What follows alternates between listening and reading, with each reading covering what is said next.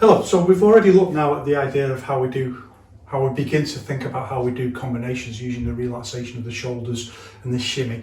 And that should begin to tell us something about how Zhanzhuang is integrated within this overall paradigm. That's what I want to explore a little bit more today. So Zhanzhuang does a lot of different things. It's overdetermined, and it doesn't just, I have to say it again, I suppose, that it's not like an aerial that downloads magic power. And I know there's some people who think like this, that there's some kind of spiritual force or some kind of force. Either, like Yao Zongxun says, it doesn't matter whether you say it's a spiritual or magical force, and it doesn't matter whether you use, like Yao Zongxun says, it doesn't matter whether you use ideas that are drawn from the frontiers of science like quantum physics. It doesn't make that nonsense real, that someone can just touch you and you'll just fly away as if you've been electrocuted. But if you think about it like that, that's very much the effect that's often displayed, isn't it? Like you just touch someone and it's as if they're electrocuted. And if that was the process, if an electric current was going to go through your body and you're just going to touch someone and the current's going to be passed into them and they're going to fly away, that's perfectly in harmony with science. If that's what people are saying they can do, by the way, that should be pretty easy to test, I have to say.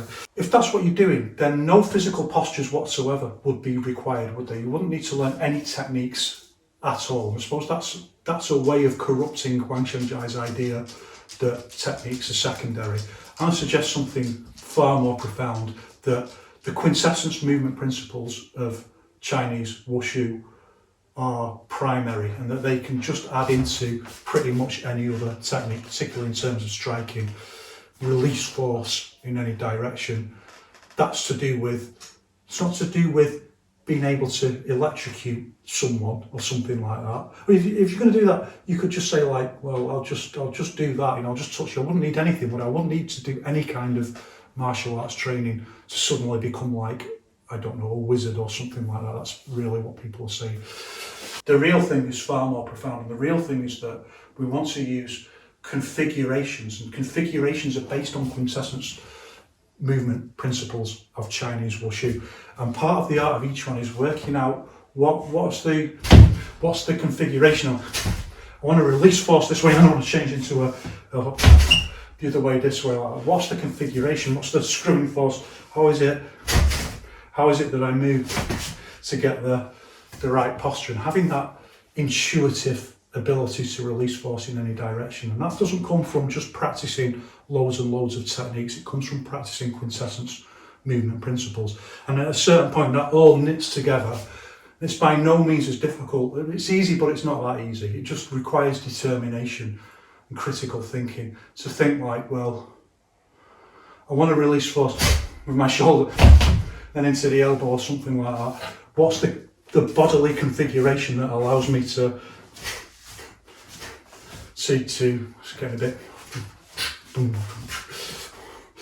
very similarly. Breakdancing is very similar concept in many ways, just that breakdancers don't have to hit people, they don't have the reality of the context of the fight. That's the real thing. That's far more interesting, and that's what we're trying to develop, and that requires being a real martial artist. It requires having the overall reality of the context of the fight to train you and to hone and to guide everything. And that requires putting the gloves on, doing sparring, doing fitness training. We know the story. A lot of people just don't want to do that. So even if you're just training for health and well-being, as indeed am I, it would still be handy if you need to, you can punch someone right on the nose, because I'm not saying it's always the right choice, but like a condom, it's better to have it and not need it than need it and not have it. Your training isn't real without that anyway. There's no point to it. It's not real. It's got to be, even if it's just a part, even if you're just using a part of it, you want to be part of something that's real. So that leads us into then thinking about, well, how do we take our paradigm onto a different level? So it's not just about configuration. We know that it's not just about, if we say the stop point, let's say I'm going to do this movement here where someone's got their arm here and I want to move them that way like that before I go into a punch like that. That's my configuration. If I freeze it at the lock point, it kind of looks like that's all that a configuration is, but that's just a lock point. That's just a point where we transmit force. We've got to get to the lock point to transmit force, and that involves lots of other things going on in our bodies. And to achieve this and to understand this, we've got to develop a certain ability to control and use our body, particularly for what we want to do now, relaxation around the shoulders. So I'm hoping that by now people have been practicing their Zhanzhuang. So many times, Zhanzhuang is overdetermined. It does multiple different things. You can never just narrow it down to one thing. It's another reason why those people who think like this is an aerial that somehow will attract cosmic electricity, that you can just then, like the Emperor of Star Wars, do that. Why not just do this then? Why not just lie in your bed and wait for cosmic rays to give you the power? Why would you even need to do that? Is it a magic shape that attracts? It's nonsense. So one of the real things that it's doing is helping to get a much deeper level of relaxation in the shoulders. And then another thing, developing the ability, although it seems counterintuitive from stillness, but it's developing the ability to move different parts of the body much more independently, and also to then integrate that movement into phased movement. That's one of the key things that we want from Zhanzhuang. I'm hoping that at this point that people will have developed enough relaxation in the shoulders to go where we want to go to next, because we need to go there next to start thinking about how do we really improve our punching and our combinations and our, the postures that we hit, and thinking particularly about postures that we use with the upper body. We think about legs again separately. This principle that I've talked about before, that Yiquan talks about, the body is busy but the hands are still. So the body's doing quite a lot, and it's a standard idea in Yiquan that actually it looks almost like if I just do that, my hand just moves that much into the punch and it looks like nothing, but there's so much going on with the body. And again, this can be a bit deceptive, so Yiquan also felt like he had to point this out, that okay, when you're kind of doing your jiangmu, when people are moving and doing this kind of, this is really like to get the feeling of the movement. It kind of says that's okay. It doesn't really address what I've talked about before though. There's this kind of division where the original Yiquan, the kind of thing Wang Xingjia would have done, is moving like, this is how Kenichi Sawai kind of describes him, moving like a big insect with these antennae and then timing, and then just hitting some release force, hit someone off like that. And then that of course it's brought into Jianwu, which is something that Wang Xingjia invents. He actually invents it based on some ancient cave paintings, which is quite interesting.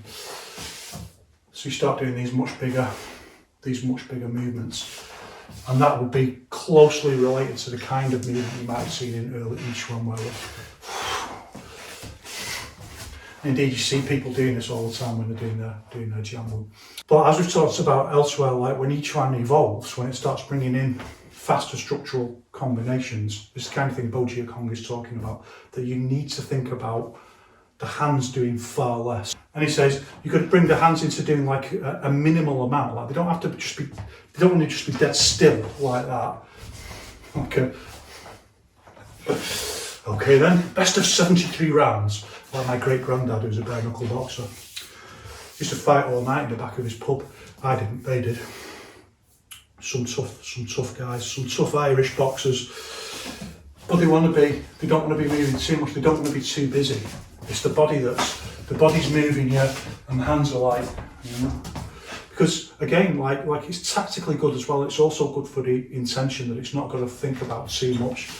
Like, you don't know what's coming in. And this isn't really catching everything. This isn't really the doctrine of the mean doing this. That's not really the doctrine of the mean. Like, oh, from here I can catch whatever you do, No, it's not like, it's too much going on. It's too fussy, and this is what Yiquan is saying, it's too fussy. You keep your hands much more up here like this. And then, this is doctrine of the mean. From here we can go where we need to go. We don't want to be down here when we need to be over here. We want to be like that. So hands are moving, but it's not too fussy. And then the body's going to do most of the work. So here's where we need to start doing some exercises today. So the first thing we want to think about is, remember I've talked before about we need to hit with the shoulders. This hand is just a spike, and the intent is engaging the body like that. The hand's just a spike. It's just something, a tool that it authors from the movement, the core movement of the body. And think about doing this and how the intent has got to be in both hands, swirling around, doing all this stuff like that. Actually, we want the intent in the body, the intent's in the body, and it's just going to operate. It's going to operate these as like tools, and it's going to operate the legs like tools. And I understand the intent is in the whole body, but we're talking about power generation. This is what Boji Kong is talking about. So we need it in the body because the body's going to generate the power. And remember, I've talked about people have their intention in the hand like that, and they'll just do that. Whereas we want it in the shoulder, like that, in the shoulder. So we need a more advanced use of our shoulders. Partly get that through standing, but we primarily get it through a combination of standing and doing other kinds of exercises. So the first one we want to think about is just moving the shoulders forward and back like that. And try and keep the hands as still as possible, and just stretch the shoulders forward and back like that. And the other way, so this one's going back now and this one's going forward. I'll put the other light on. See a little bit back. So this one's going forward, this one's going back first. And change. Like that. And forward and back. Other way.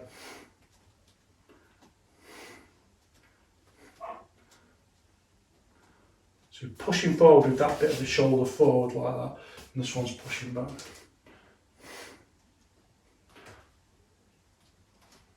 We don't normally do this like, you can do it in Zhangzhuang, but it's not really necessary to do that. You can just do it as a separate exercise on its own. And you can even do it just like you can put your arms down and just do it like. The reason we try and do it like this is we're trying to get independence between the arm and the shoulder. Remember I talked about Ramsey Dewey couldn't make a fist without tensing his shoulder. Like, we're trying to get rid of that, try to create more independence for the shoulder movement like that. So the next thing we do from doing that, so just start pushing the whole arm out of it like that. We keep this arm relaxed like that. You can even do it just like one arm on its own like that. See what I'm doing?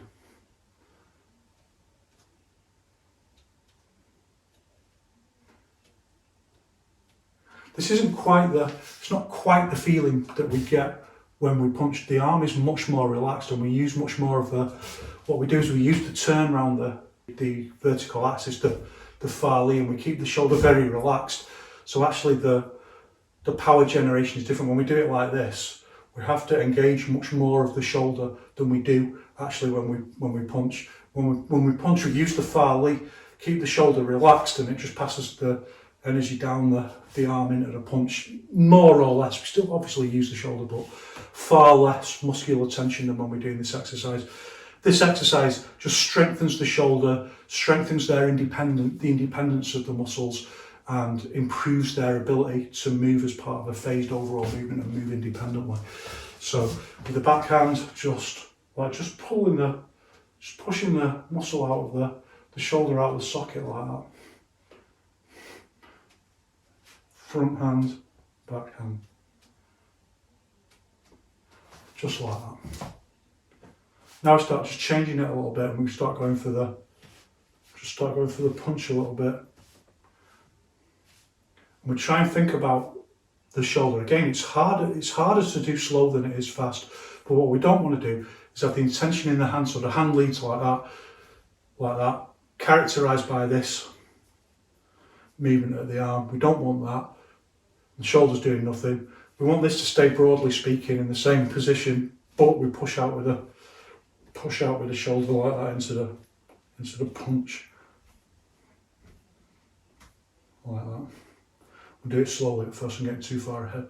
The same with the cross, we can just extend a little bit. It helps now just to bring in the pivot root like that. Push out with the shoulder like that.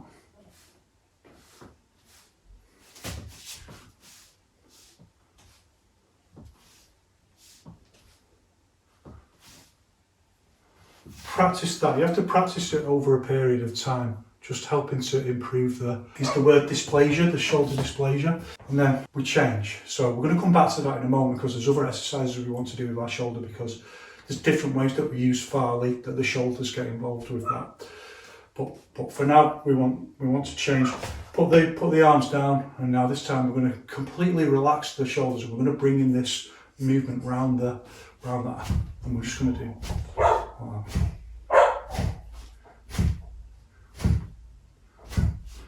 Same for the back. And same both ways. And this is quite hard to do at first. Don't move your arms like so. If you start with your arms by the side and then put your arms out like this, and try doing that without hardly moving your arm, without doing that with the whole arm.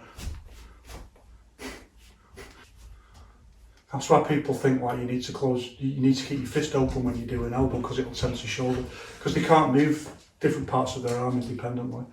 So you just practice nice and relaxed. You can, the movement, you can do that independently. And when you do it independently, you can feel straight away that that's harder, because a big part of the movement is to turn around the axis, and you stop doing that when you do it on its own. When you bring both in to make them go like that, then you start using the short movement around the axis. And as well as training the shoulders, this is training your rotational Farley. So.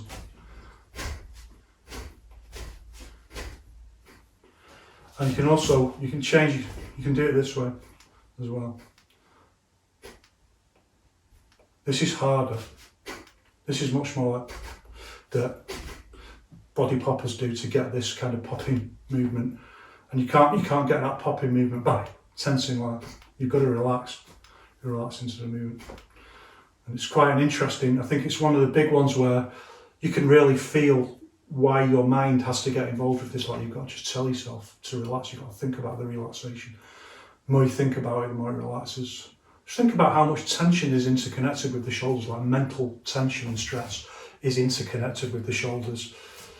And just telling yourself to relax. They carry so much tension.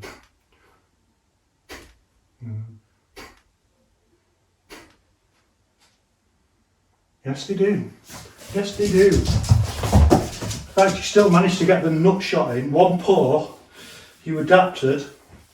I was ready, but you still adapted. Are you bored, mate?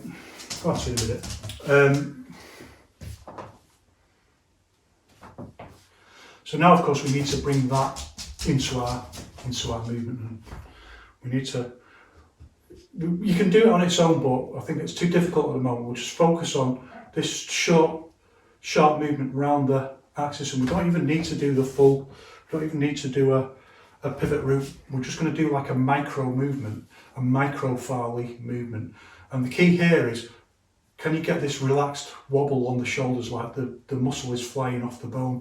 And you might not even, like with relaxation, very often you don't understand what it is until you achieve it. So you might think you're doing it, and then you're not. I think Yao Zongxun, Matt Yang Demo talks about this idea that people think they've got it because they just don't know how to relax, and they think they've got it, and it's like they haven't got it. So we're going to use this rotational Farley, very short movement. I'm just going to use this kind of micro movement.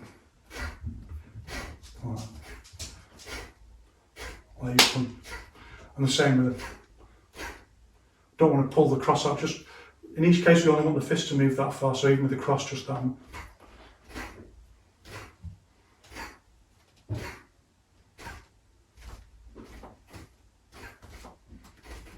then you can start integrating in different ways. Jab, cross, cross, jab.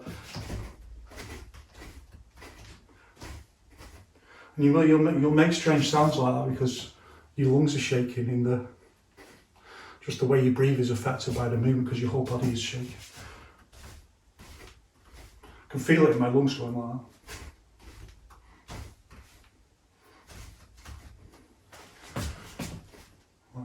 Micro movement, micro Farley. So the whole.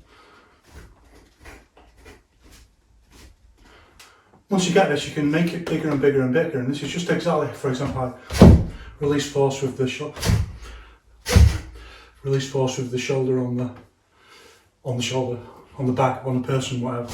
Just hit like that. It's exactly the same, keeping the muscle relaxed, and the energy comes from the Farley round the axis, and then hits in with the shoulder, just tenses right at the last point. The difference with a shoulder strike is you have a lock point where you hit and just kind of tense it up. With the punch, if you're doing a combination, you don't have the same point of tension because you're not going to hit with it. You just want the muscle bounce that pulls it into the net. Like that. Well, it's just a slightly different feeling, but that's much more advanced, and it's not something you can be taught. It's experiential. So we start bringing that in then, bigger movement. And this is quite hard to do this with the shoulders independently of the rest of the arm. So move the shoulder without moving the arm. It's quite an advanced skill. So if you can't quite get that doesn't matter at this stage. It doesn't matter if your arm's moving with it a bit like that at first, but this is what we were just getting that a little bit more independent, like that. There we go.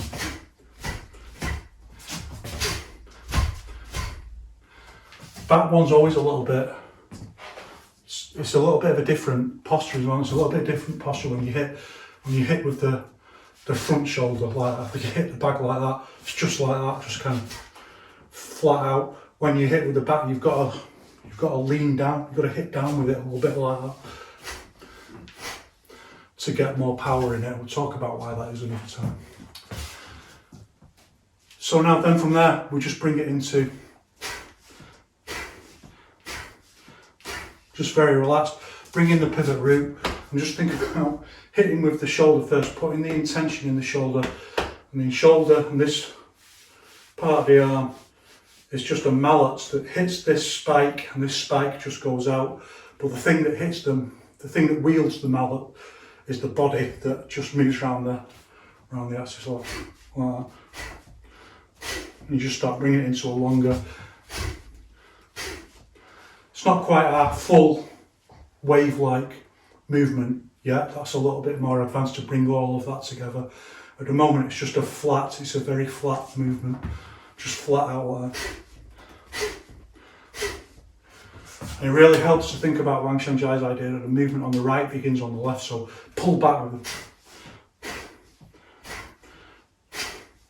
But really focus your intent on the shoulders and keeping the shoulders relaxed and just feeling, that one was more relaxed, that was tense, that was relaxed, and feeling the difference. If they're tense, you feel all the power and the speed just kind of go, and the movement becomes dead. You can feel that the movement is just dead. But then when you get it, you feel the phased, relaxed, whipping kind of force that goes in there. And the cross again, make it longer. You've got to bring it a little bit up on the pivot root.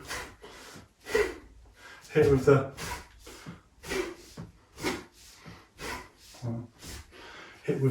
in with the shoulder first and start getting that feeling. So experientially, you've got to focus on the feelings in your body. Was that dead? Was it tense and dead? Then all the power and liveliness of the punch just goes. And when it's live, when it's relaxed, and it's just like boom, hits out with the shoulder like that. You can feel it. You can feel the power generation. And the next stage, you can do it on a bag. Just get the gloves on. And just the only thing you have to be wary of is not over relaxing your wrist. So that's like another level of ask that you're keeping all of this relaxed, but then the wrist is going to be strong enough to hit the bag. The wrist is going to be strong enough to hit the bag, so you can just practice on the bag like that, and just getting this sudden release of energy. And one of the best ways of doing it, once you've got it, is to assume this kind of this, and then just going.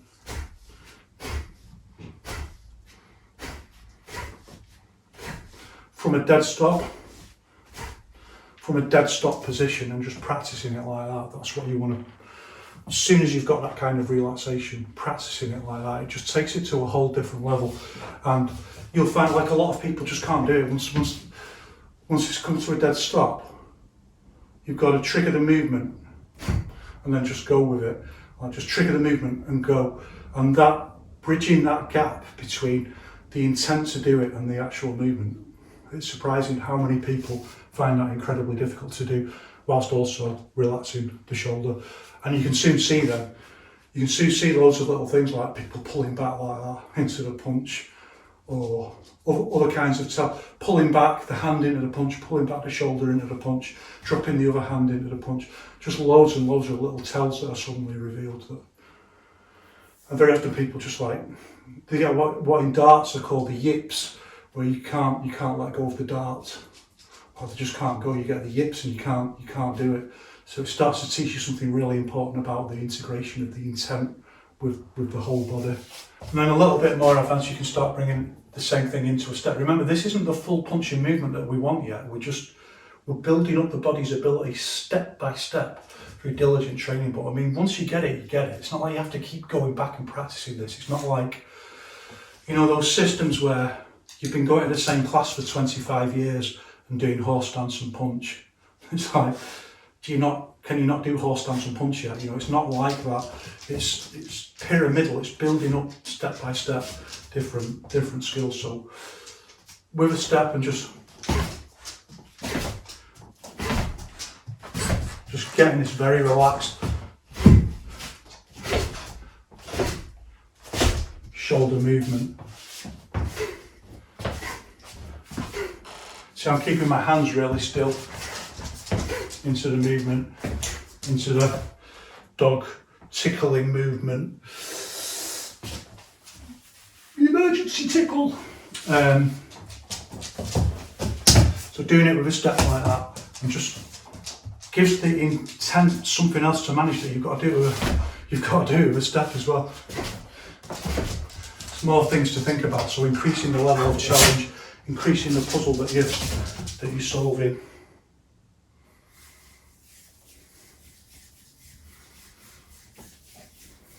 Then of course you can bring it into your full punch movement to start helping you improve your basic punch. But what we really want is the 1-2, how we start bringing it into combination. So exactly the same thing, but now we've got to go just practicing the shimmy, like break it all down again, like 1-2, 1-2. Working on the relaxation and then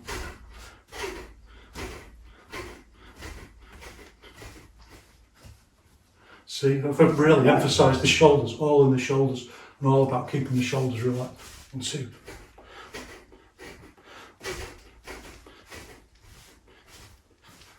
Like that. Again, just bringing it into steps with the relaxation of the shoulders. Just working on that shimmy and just try to get it. And then when you feel it's time, just loosen up again. Still got the one hand. Still got the one paw in there. Oh my goodness, I'm going to have to move even more. Yeah, just getting there. 1-2. And you can do it like with a straight stance as well. The difficulty comes when you have to time it with a longer. The timing is a little bit different, and see the use of the hit and stop to time it. One muscle bounces back straight into one bounce, hit, one bounce, hit. The muscles fly off the bone and then bounce back 1, 2, 3 into the next one.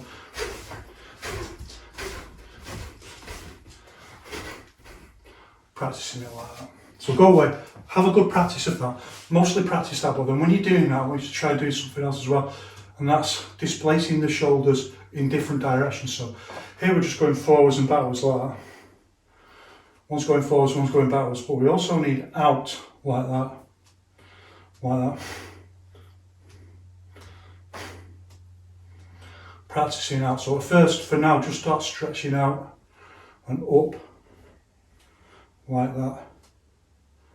And this is because different postures are slightly different to other postures in how they use this. We're unlocking unlocking a puzzle here of higher level use of the body. So when people talk about intent, being able to like just issue force from any part of the body, actually that depends a lot on how good the body is at doing it, like how well trained the body is to issue force. It's not something the intent can just do to the body. Like the body's got to be trained to be a vessel for the intent. So if we do, for example, an elbow like that, this is using exactly what we've been practicing this posture. But if I do a forearm push like that, it's a different use of the shoulders. So they don't go forward and back like that. They displace out like that. They displace out like that. And both of these are opening in our open, close, up, down wushu paradigm, but they're different again. So our understanding is going on to a more sophisticated level, deeper level of wushu. And the puzzle box of our own body is opening up onto another level. So this, pushing with the forearm, is a different posture to elbow. This is shoulders forward and back like that for the elbow. This is open, like chest really opens like that into the posture, not forward and back like that. And again, if we want to hit up like this, called flipping a pancake, the shoulders go up with the posture like that. They don't go forward and back like that. So we need to develop this overall relaxation of the shoulders to be able to do this kind of thing. So once you start working on that I've shown you, and you have there to think about how to set your own exercises. You know the score, just practice that 8 this way, 8 that way, and so on.